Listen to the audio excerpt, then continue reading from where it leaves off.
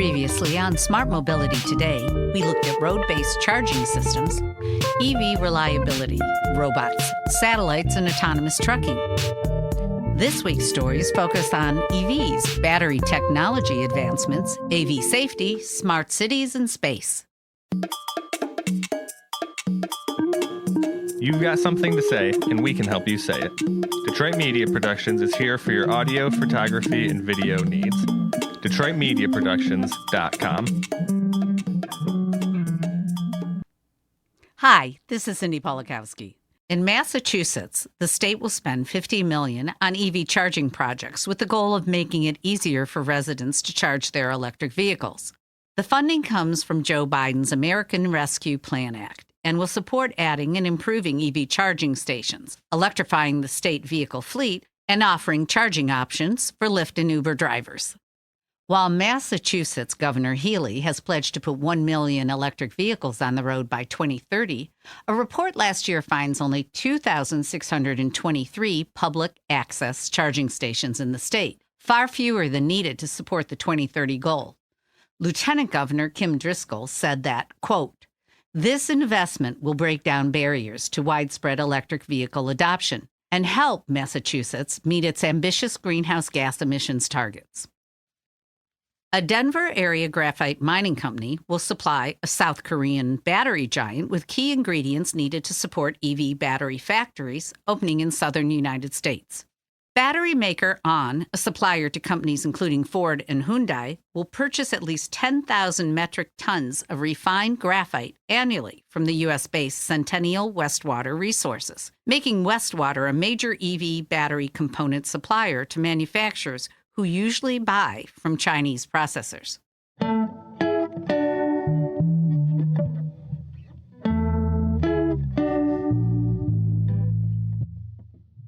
A breakthrough in lithium-ion battery technology may allow EVs to travel over 600 miles on a single charge. The technology uses tiny silicon particles and a gel polymer. The development addresses one of the biggest reasons drivers are reticent to switch to an EV, range anxiety. The engineering leading to the improved range involves the use of tiny silicon particles with a gel electrolyte, a critical component in the movement of charged particles. The gel electrolytes are either in a solid state or gel with an elastic polymer structure. This combination creates much greater stability, reducing the stress of expansion found in the liquid counterparts. The breakthrough successfully addresses the challenge engineers have faced in the past when silicon expands when charging, contracts when discharging, and over time damages batteries. Looking for better ways to manage your IT, phone systems, or remote workforce? Improve your organization using technology that works for you. psntechnology.com.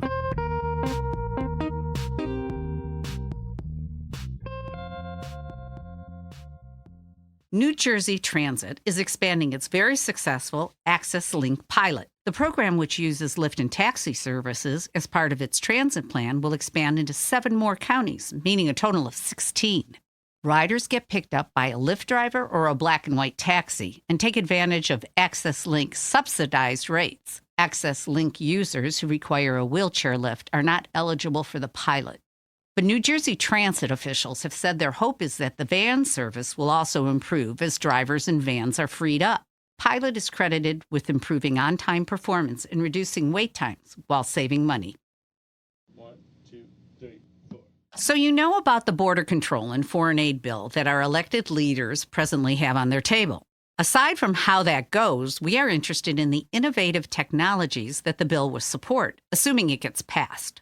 The legislation allocates millions of dollars toward technologies focused on the U.S.-Mexico border, including autonomous systems and new artificial intelligence capabilities.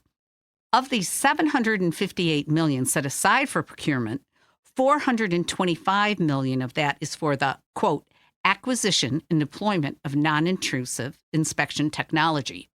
These technologies would include artificial intelligence and machine learning capabilities, air assets, and autonomous surveillance tower systems.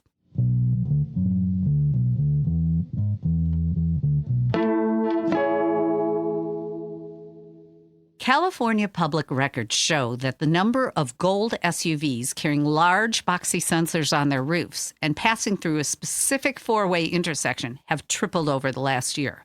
That sharp rise indicates an aggressive while quiet increase in AV testing by Apple.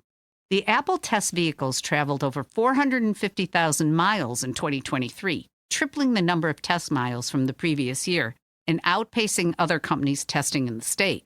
For a company that carefully guards all their product announcements, just think of how a new iPhone is introduced.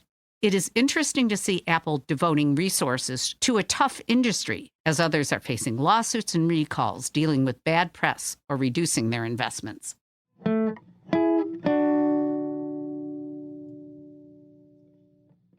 While we are looking at these AV testing and safety challenges, it is interesting to watch how much is going on outside of the headlines we see about AVs running red lights and hitting bikes. For example, 2 taxi companies in San Francisco had logged 8 million miles of AV driving through last summer. And there are more than 850,000 registered drones and autonomous aerial vehicles in the U.S., and that does not include or count the number of autonomous trucks, drones, robotic dogs, and who knows what else currently being tested and used by the U.S. military. For all of the testing and progress, there is a long way to go. In a 10-month period, the National Highway Traffic Safety Administration reported nearly 400 crashes, a few of them fatal, involving vehicles using some form of autonomous control. This May, Global Automobility and Smart Mobility Today will present a panel discussion on our smart future, where we are, where we want to go, and what we are doing to get there. Stay tuned.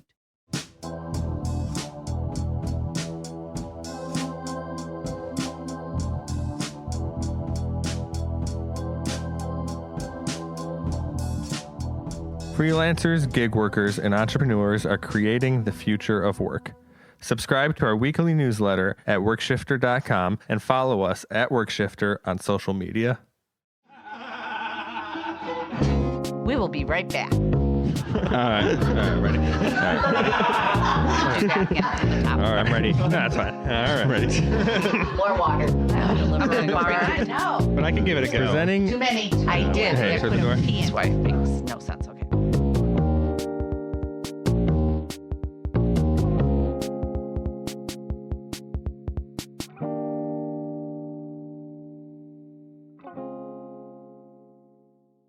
In London, pressure to cut carbon emissions and reduce the number of vehicles on the roads could be relieved by some smart cities technologies, including some very small cameras.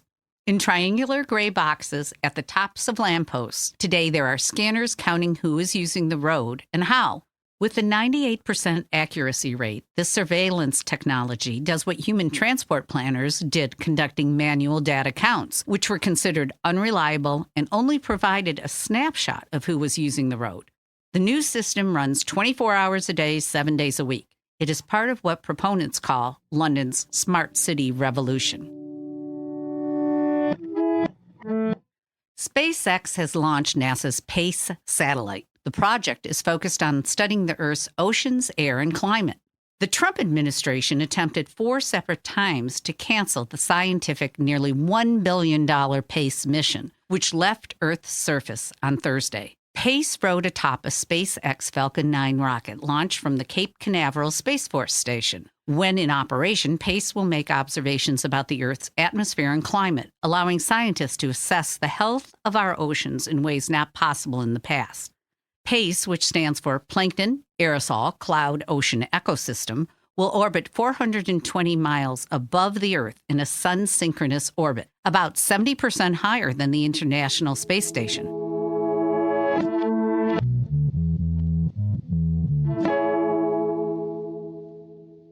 A new documentary features the first female space commander. It is the story of retired NASA astronaut Eileen Collins. Coming in 2025, Spacewoman is based on her memoir, Through the Glass Ceiling to the Stars. Commander Collins flew 4 times in space, served as a pilot on 2 space shuttle missions, and was crew commander on another 2 space flights. The movie recounts how Collins came from an underprivileged childhood, joined the U.S. Air Force, became a test pilot and C-141 commander, and was selected as a NASA astronaut in 1990. Collins retired from NASA in 2006. Read these stories and more at globalautomobility.com and subscribe to Smart Mobility Today on your favorite podcast platform. Sign up to receive our weekly newsletter and follow us on social media at Smart Mobility Today. Produced by Detroit Media Productions, this is Smart Mobility Today.